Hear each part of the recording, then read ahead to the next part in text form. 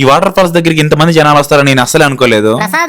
అసలు మేము ఏ water falls దగ్గరికి వెళ్ళామో చెప్తా, ఫుల్ వీడియో చూసేయండి. నేను భరత్ బాలు కలిసి మన కడపకి దగ్గరలో ఉన్న పాలకొండలకి అయితే వెళ్తున్నాం. మీలో ఎంతమందికి ఈ పాలకొండలో వాటర్ ఫాల్స్ ఉన్నాయని తెలుసో కింద కామెంట్ చేయండి. బైక్ పార్క్ చేసి వాటర్ ఫాల్స్ దగ్గరికి అయితే స్టార్ట్ అయ్యాం. రీసెంట్ డేస్ లో వాన పడింది కాబట్టి వాటర్ అయితే పెరిగినట్టున్నాయి. ఈ వాటర్ ఫాల్స్ కి వెళ్లే దారిలో అయితే చాలా బాగుంటది, కొద్ది గ్రీనరీగా అలాగే అడ్వెంచర్ గా అయితే ఉంటది. వాటర్ ఫాల్స్ కి దగ్గరగా అయితే వచ్చేసాం. ఈ వాటర్ ఫాల్స్ వచ్చేసి మనం బైక్ పార్క్ చేసిన దగ్గర నుంచి 1 కిలోమీటర్ అయితే అడవిలో నడుచుకుంటూ వెళ్ళాలి. వెళ్ళేటప్పుడు కొద్దిగా జాగ్రత్తగా వెళ్ళండి, ఎందుకంటే ఇక్కడ రాళ్ళు కొద్దిగా జారుతూ ఉంటాయి. కింద పడ్డారంటే షెడ్ పడడం గ్యారంటీ.